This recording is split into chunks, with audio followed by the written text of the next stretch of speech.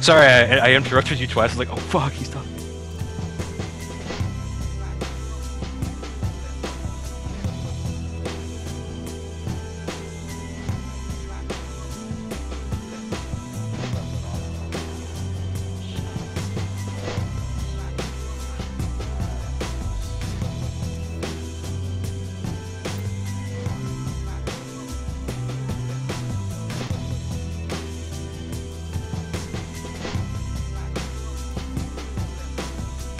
Accept? Oh. There we go.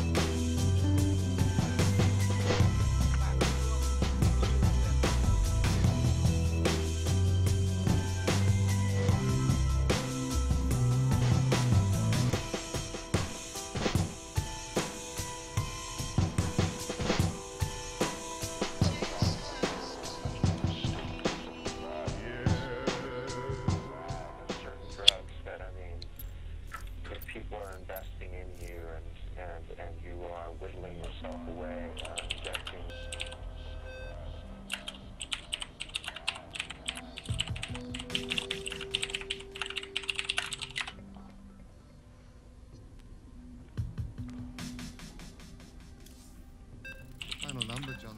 And here we go into the next game on Daybreak.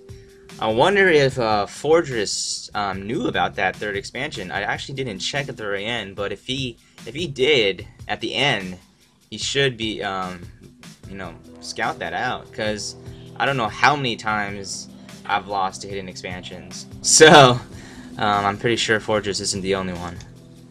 I completely agree. I knew he had some observers out, but I don't think he ever got enough time to actually check out that third expansion there.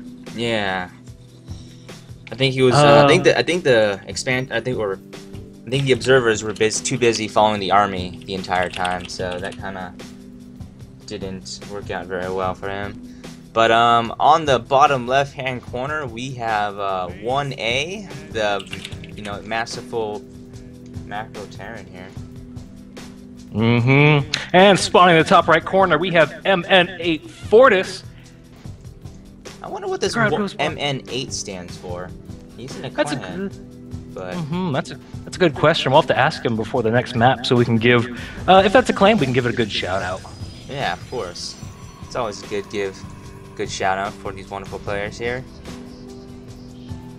So, what do you think that Fordris is going to do to counter this early macro plan that Oneh did last game? Well, that's a very hard question. On a map like this for Protoss, when I play Protoss, I tend to sit back and macro hard, get up an early second base, which I think is kind of what Fordris needs to do here, is to get that second base and then get some map control with a few stalkers out, and then take that third and just sit back and try and lay down a little bit of harassment during the course of the game. All right. Now, this time though, we actually see an early gas from Oneh compared to last time. I think he got his gas around 5 minutes.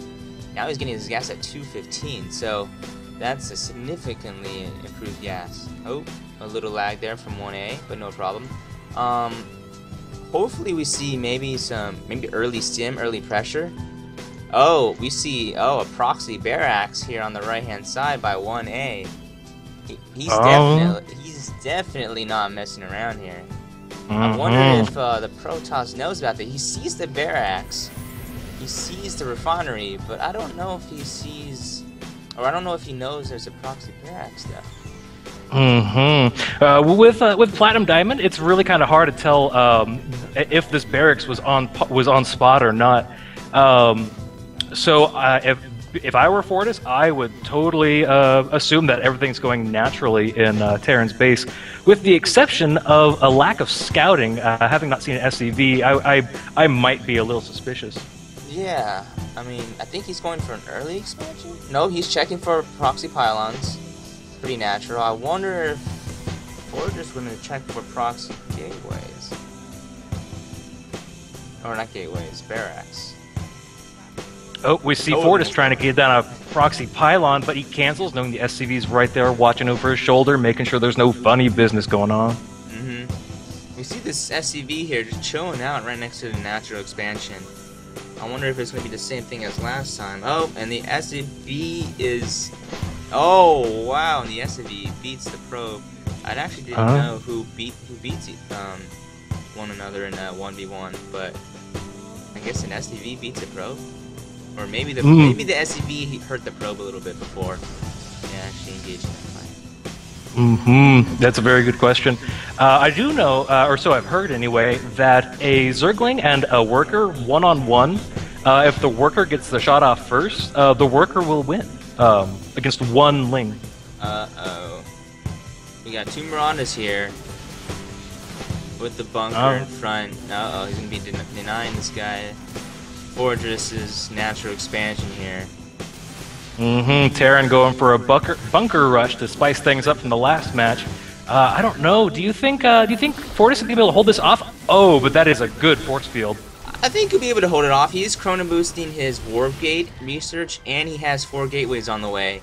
So he'll be able to warp in some units and definitely be able to hold off this this proxy barracks here. I mean, it's only 1 barracks, so he won't be able to produce that many units at once. He does have 2 Marauders in the bunker though, but an easily 4 gate will be able to shut that down.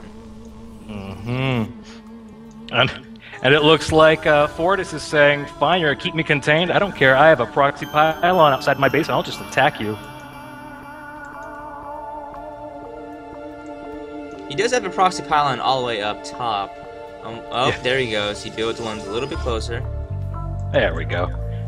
You are correct. If what I said was true, then that is the worst proxy pylon. Yeah, it's good to have it all over the map, just so you can get everywhere.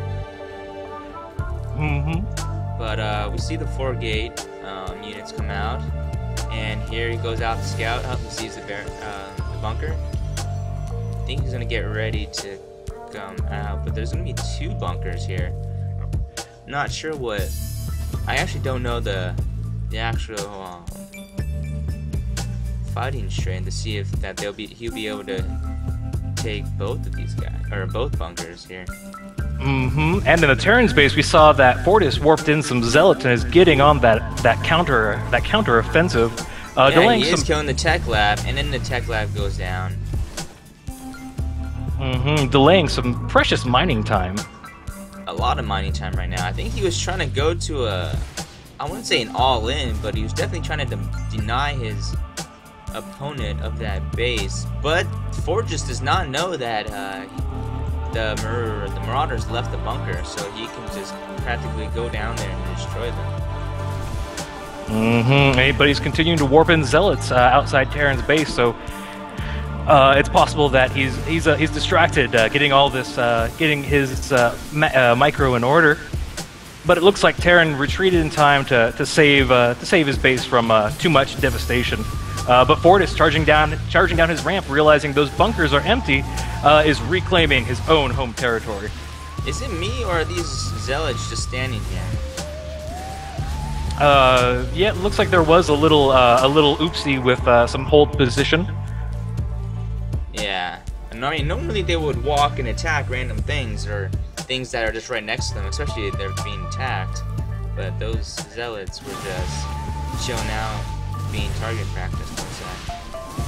But then now we see the 4 gate push that went pretty much ahead. I mean, the 1A put all his eggs into that basket of trying to deny him that natural expansion, but then with that warp in, he lost so much mining time that I don't know if 1A can hold this off. When you look at the army tab, he has almost double his army supply value, so I don't know if 1A can do this or not.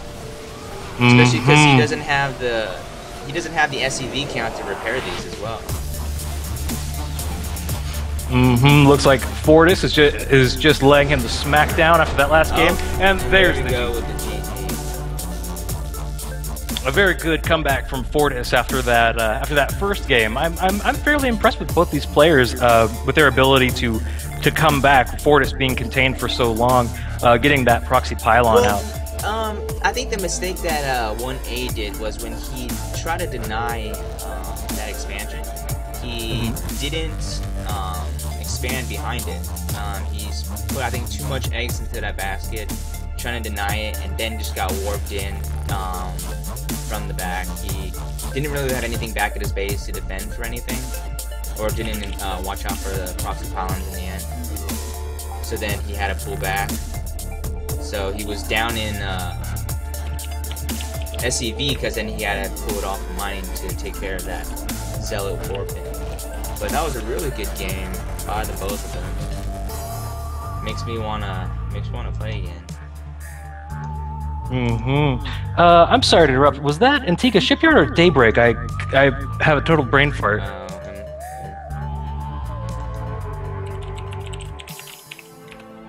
Yeah. Hold on. Oh, well, I will be back in a few minutes. Sorry, I was asking 1A what map he wanted. I'm like, oh shit, what did we just play on?